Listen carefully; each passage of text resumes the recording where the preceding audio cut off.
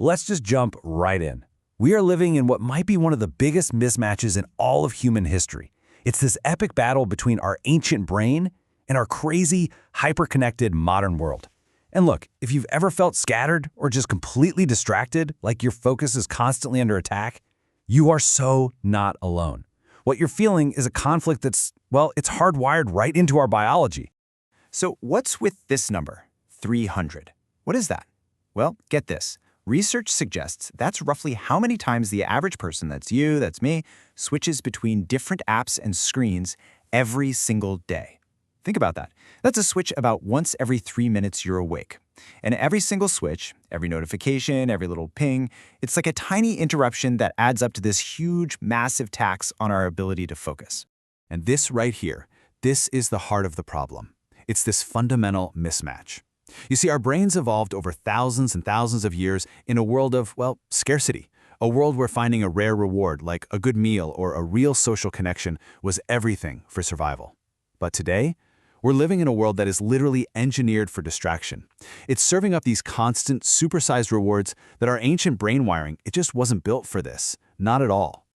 All right, so to really get this, we've got to look at what's actually happening inside our own heads. Let's take a quick journey into the brain and see the science behind why we feel so pulled in a million directions all the time. So let me introduce you to the hero of our story, who also happens to be its most overworked employee. This is your prefrontal cortex, or PFC for short. I want you to think of it like the CEO of your brain.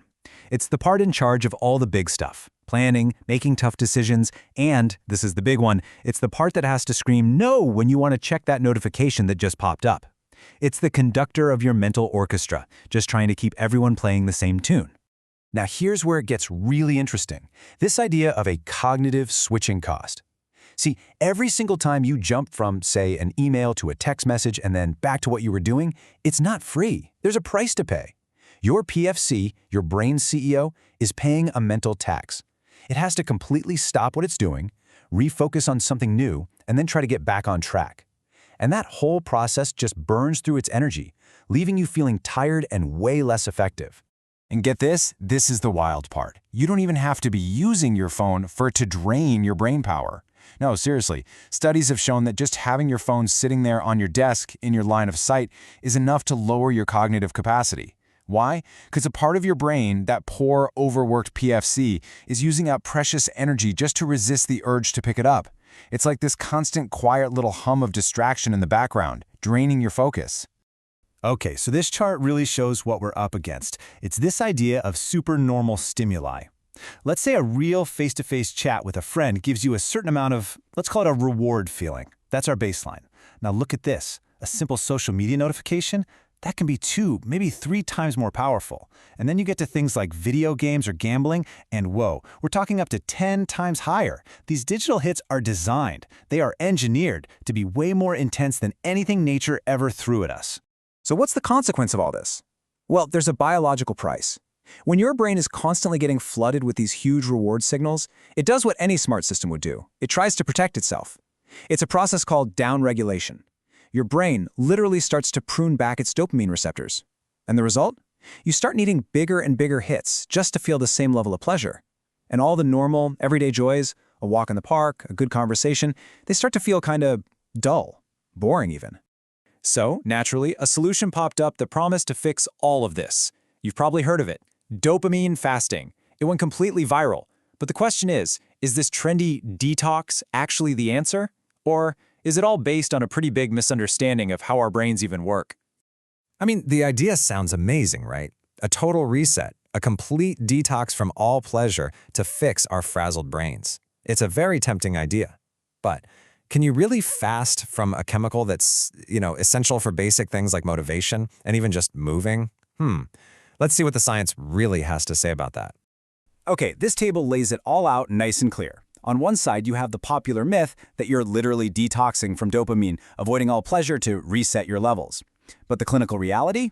It's something totally different. It was actually created as a technique in cognitive behavioral therapy, CBT. The goal was never to lower your dopamine. You can't really do that anyway. The real goal was to target very specific compulsive behaviors, like endless scrolling or emotional eating, and weaken those bad habit loops. And hey, don't just take it from me. This is a quote from the guy who literally invented the term, Dr. Cameron Sapa. He basically said, look, dopamine was just part of a catchy title. It's not meant to be taken literally. So that settles that. The key takeaway here is we need to stop thinking about a detox. The real answer is about retraining our brains. So if dopamine fasting is a bust, then what is the answer? Well, here's the really good news. Your brain isn't permanently broken. Not even close. There is a real, science-backed way to get your focus back, and it all hinges on one incredible superpower that we all have. And that superpower is called neuroplasticity. It is, frankly, one of the most amazing things about being human. It's your brain's ability to physically change and rewire itself based on your experiences. It's how you learn to play the guitar, speak a new language, or build any new habit. And here's the coolest part. The very same mechanism that allowed our brains to get wired for distraction is the one we can use to wire them back for focus.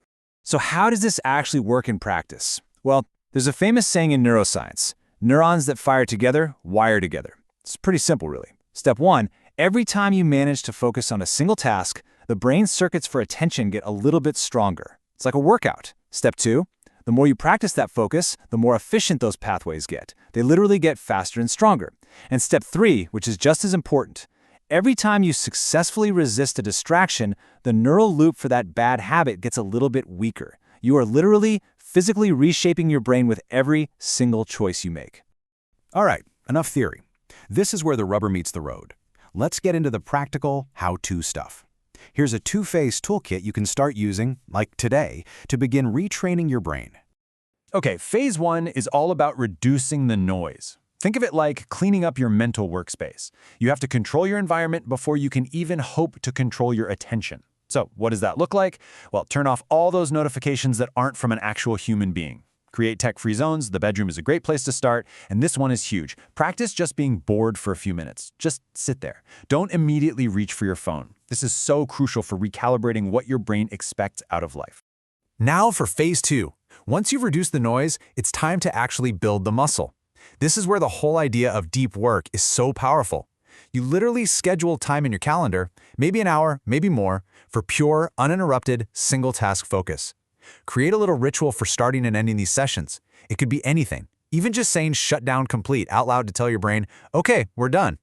The point is to treat focus like a workout. You track it, you push yourself a little more each time, just like you would at the gym. And that really brings us to the final, most important question. Because, let's be honest, this isn't just about feeling a little less distracted. It's about what you could do. What could you create? What could you learn? What could you build if you could actually harness your full, undivided attention? Reclaiming your focus isn't just a productivity hack. It's about reclaiming your ability to pursue the things that really, truly matter to you. So, what would you do with it?